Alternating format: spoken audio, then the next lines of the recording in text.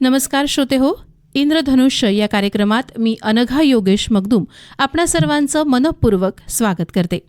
श्रोते हो, कोणत्याही राष्ट्राची किंवा जिल्ह्याची प्रगती ही तिथे किती कारखाने आहेत किंवा किती मोठ्या इमारती आहेत यावरून मोजली जात नाही, तर तिथे रोजगाराच्या किती संधी निर्माण होतात आणि सामान्य माणूस आर्थिकदृष्ट्या किती सक्षम होतो यावरून मोजली जाते. रत्नागिरीच्या जिल्हा उद्योग केंद्रानं सलग 3 वर्ष अशी कौतुकास्पद कामगिरी करत रत्नागिरी जिल्ह्याच्या शिरपेचात मानाचा तुरा रोवलाय.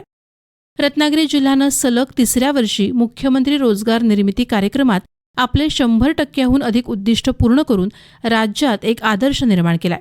विशेष म्हणजे यावर्षी जिल्ह्यानं 130% उद्दिष्ट गाठून ऐतिहासिक कामगिरी केली.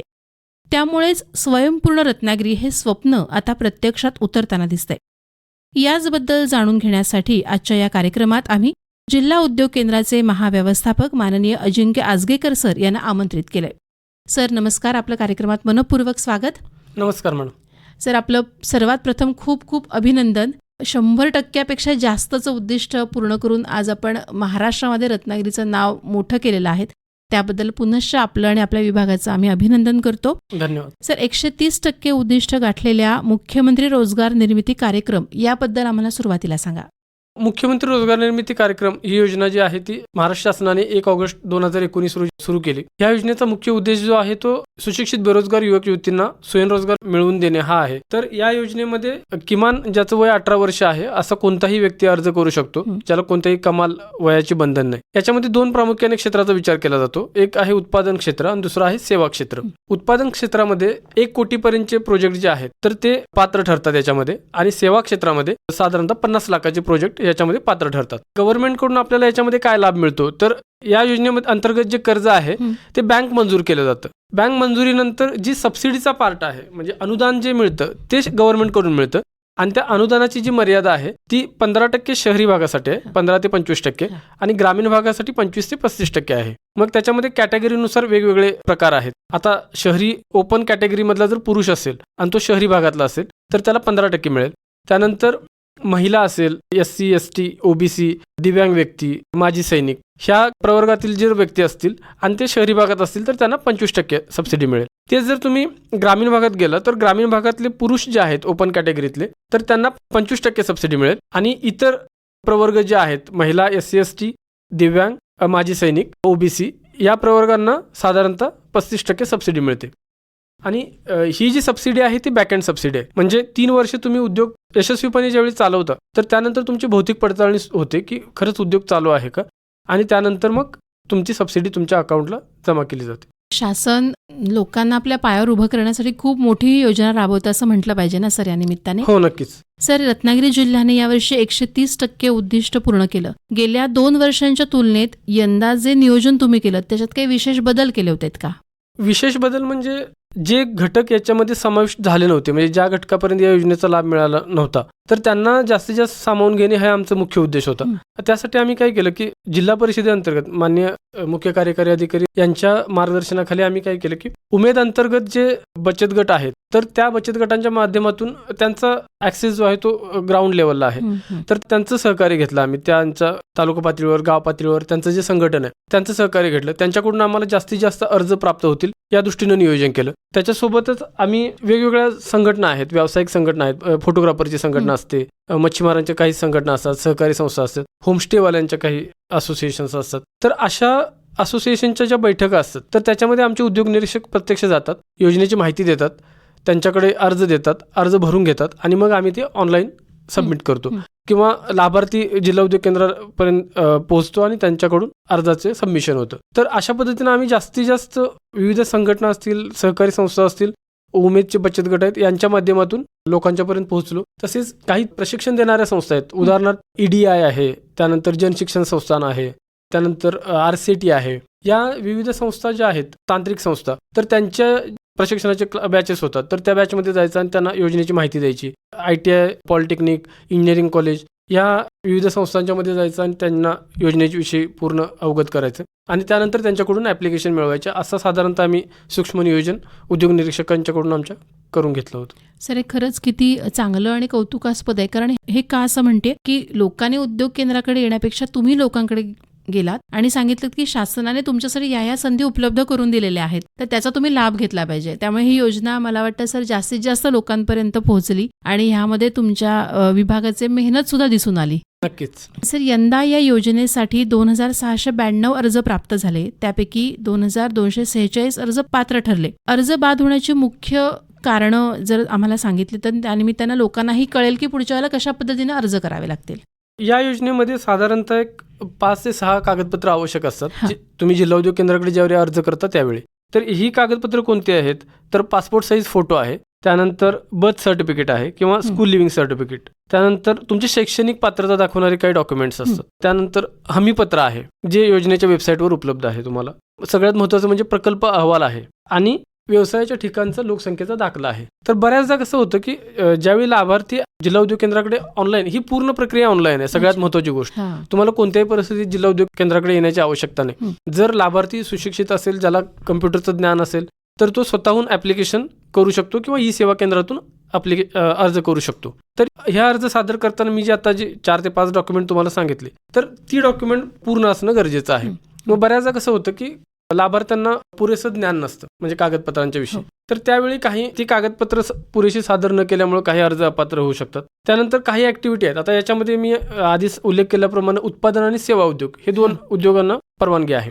पण काही ट्रेडिंग ॲक्टिव्हिटी असतात, म्हणजे किराणा मालाच्या दुकानासाठी अर्ज देणारे व्यक्ती आहेत. तर हे अर्ज मग तुम्हाला बाद करावे लागतात, कारण ते पुढे बँकेला योजनेच्या गाईडलाईननुसार पाठवता येत नाहीत. तर मुख्यतः कारणं जर बघितली तर 2 आहेत. एक म्हणजे कागदपत्र सादर न करणे आणि दुसरी आहे ती ॲक्टिव्हिटी तुमची त्याच्यामध्ये परवानगी नसणं. ही 2 जिल्हा उद्योग केंद्राच्या पातळीवर आहे. आणि पुढे बँक लेवलला जे आहे, तर आम्ही साधारणतः जी अर्ज नामंजूर झाले त्यांच्याविषयी आम्ही आमच्या डेटाबेसमधून माहिती काढली. तर त्याच्यामध्ये सिबिल स्कोअर काही व्यक्तींचे चांगले नसतात, ते महत्त्वाचं कारण आहे की ते रिजेक्ट प्रकरण होतं. त्यानंतर बँकेला काही या आमच्या 5 डॉक्युमेंट व्यतिरिक्त बँकेला काही डॉक्युमेंट लागतात त्यांचे कर्ज प्रकरण मंजूर करण्यासाठी, कारण ही जी योजना आहे ती पूर्ण बँक किती कर्ज प्रकरण मंजूर करते त्यांच्यावर अवलंबून आहे आणि त्याच्यासाठी बँक स्वतःचे नियम लावते.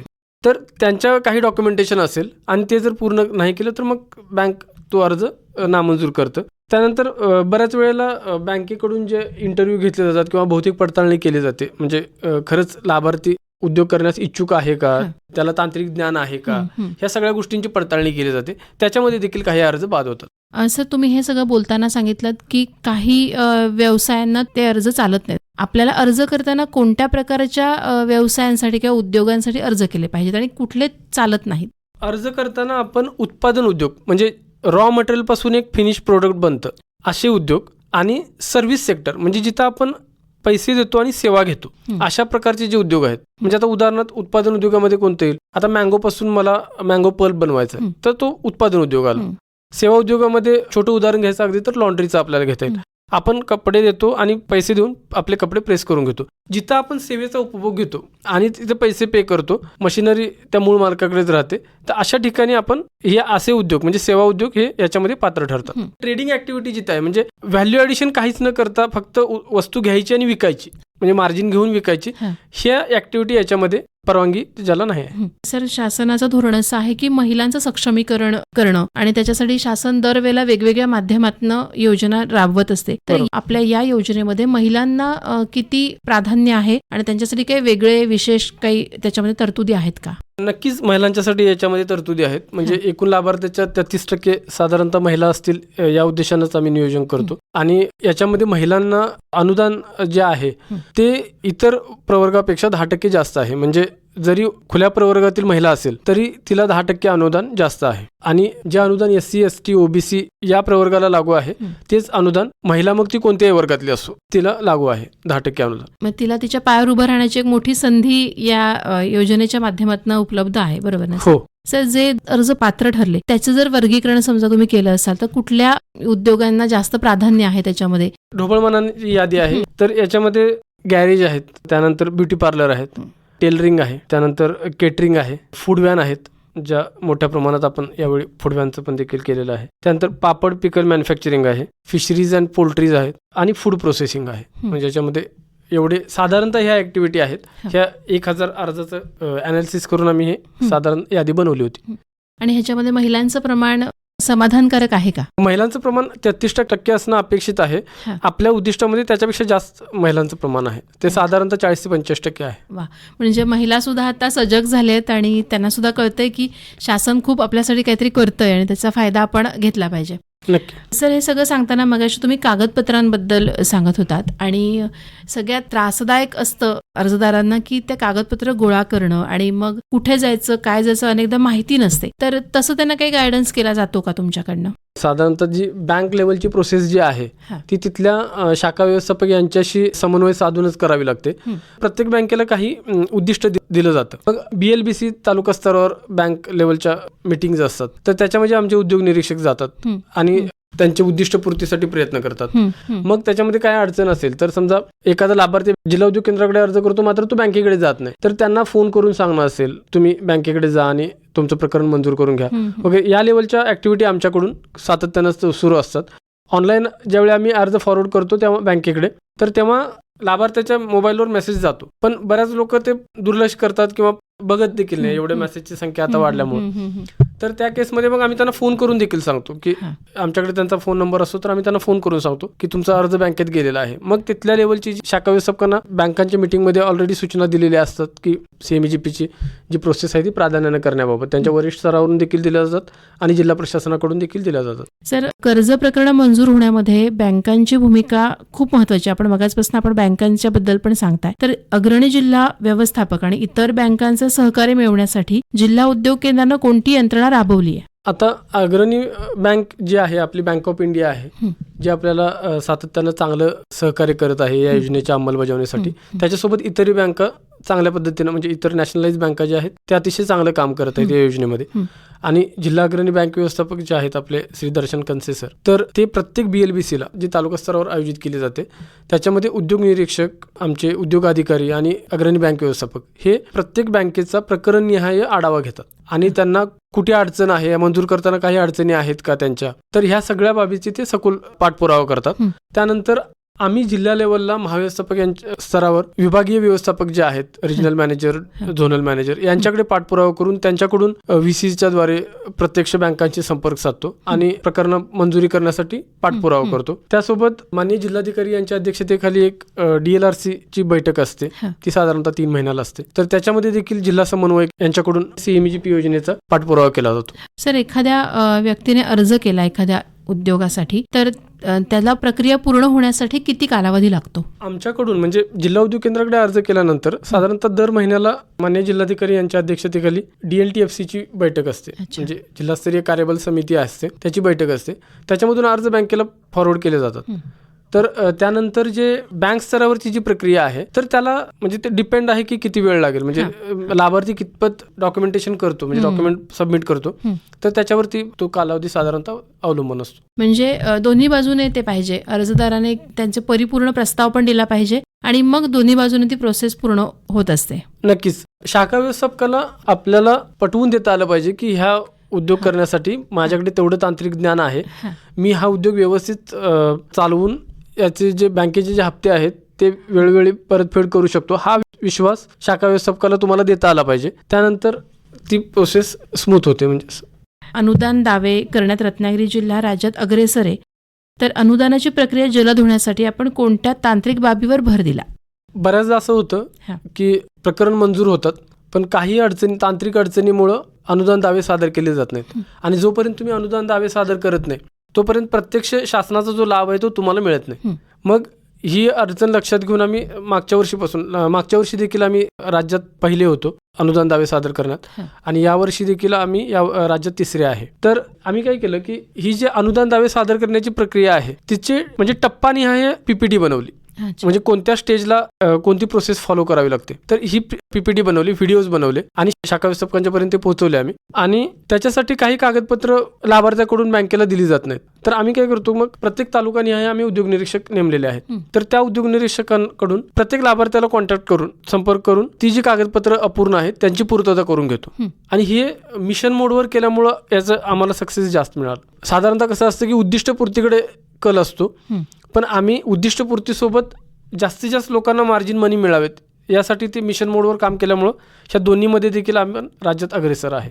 सर खरंच आहे, मुख्यमंत्री रोजगार निर्मिती योजना ही मिशन मोडवर घेतल्यामुळेच आपण राज्यामध्ये पहिल्या क्रमांकावर आलो असं म्हणायला पाहिजे ना. नक्कीच.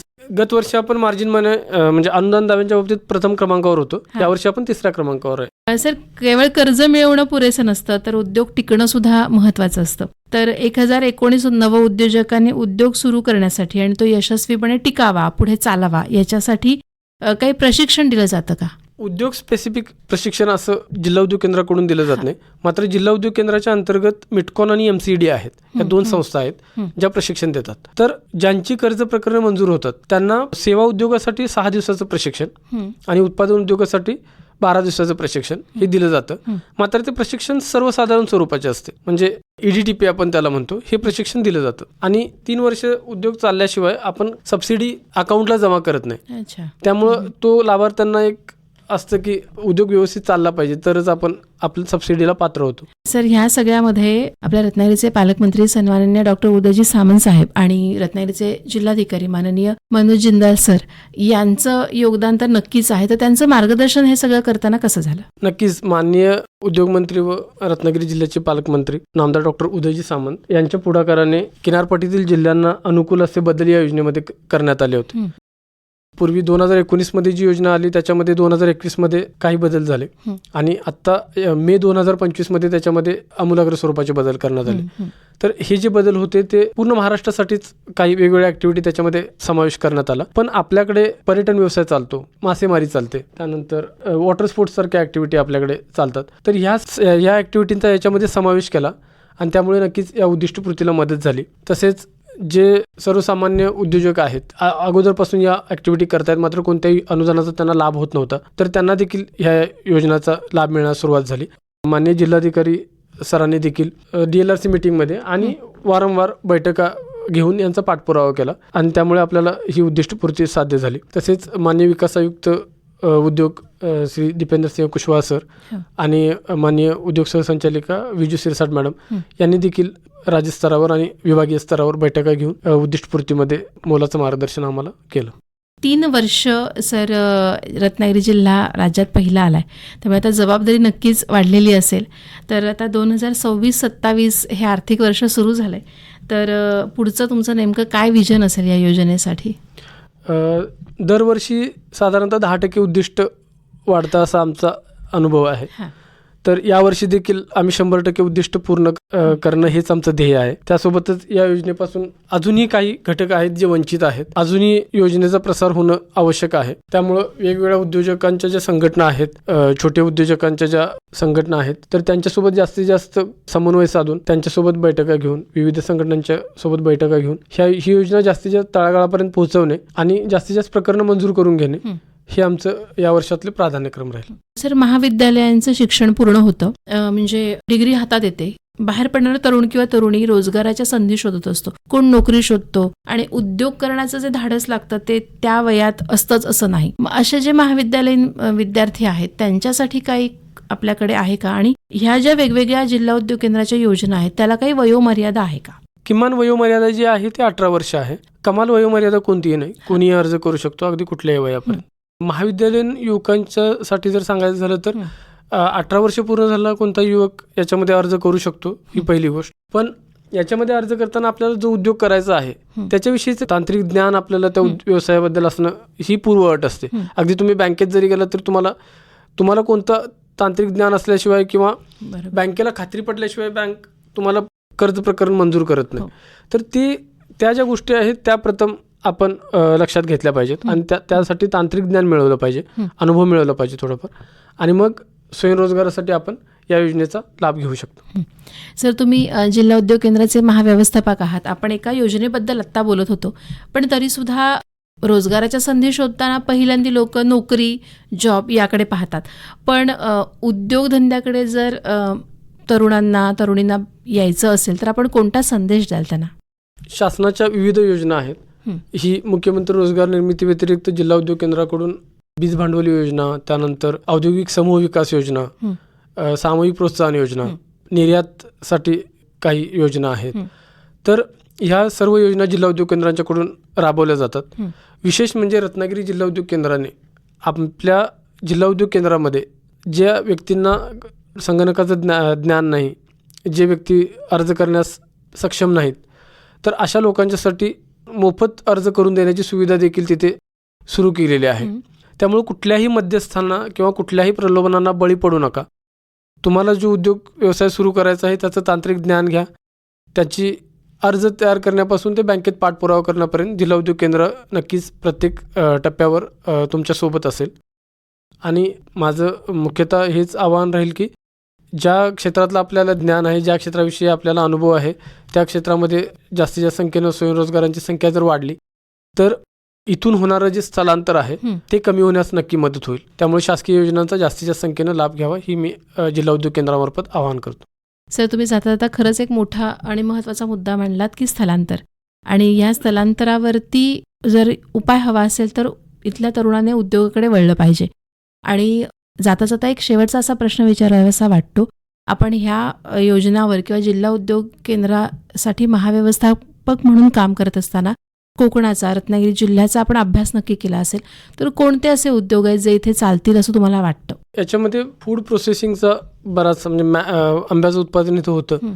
आपल्याला आंब्याला ODOP-मध्ये देखील देशपातळीवर गौरवलं गेलेलं आहे. तर फूड प्रोसेसिंगमध्ये इथं संधी आहेत आणि त्या क्षेत्रात जास्तीत जास्त लाभ घेतला पाहिजे असं मला वाटतं. आणि मला वाटतं सर, ह्यासाठी या सगळ्या तरुणांना सहकार्य करण्यासाठी आपलं जिल्हा उद्योग केंद्र नेहमीच सज्ज आहे. नक्की. श्रोते हो, कोणतंही यश मिळवायचं असेल तर त्याच्यासाठी परिश्रम हे आलेच आहेत आणि ते केलेच पाहिजेत. आपण नेहमी चौकटीच्या बाहेर जर विचार केला तर ते यश नक्की आपल्याला मिळेल. आणि रोजगार, स्वयंरोजगाराच्या बाबतीत जर बोललो तर जसं सरांनी आपल्याला सांगितलं की कोकणामध्ये खूप मोठी संधी आहे. फक्त आपण आपली चौकट मोडून जरा बाहेर बघितलं तर त्या संधी आपल्याला नक्की दिसतील. आणि या तरुणींना नवउद्योजक होण्यासाठी किंवा उद्योजक म्हणून घडण्यासाठी जिल्हा उद्योग केंद्र आज तिथे उभं आहे, तुमच्यासाठी सगळ्यांसाठी सज्ज आहे. आणि हे ह्यावरनं सिद्ध झालं आहे की गेल्या 3 वर्षामध्ये मुख्यमंत्री रोजगार निर्मिती योजनेमध्ये रत्नागिरी जिल्हा महाराष्ट्रात प्रथम आहे. हे आपल्या सर्वांसाठीच अभिमानास्पद आहे. सर, आपण इथे आलात आणि अत्यंत चांगली माहिती आमच्या श्रोत्यांना दिलीत. आणि मला असं वाटतं की आजच्या आपल्या मुलाखतीतून खरंच नवउद्योजक नक्की घडतील. जे महाविद्यालयातनं बाहेर पडलेले विद्यार्थी आहेत त्यांनासुद्धा आपल्या या मुलाखतीतनं प्रेरणा मिळेल. आपण या इथे आलात आणि माहिती दिलीत त्याबद्दल धन्यवाद. धन्यवाद मॅडम.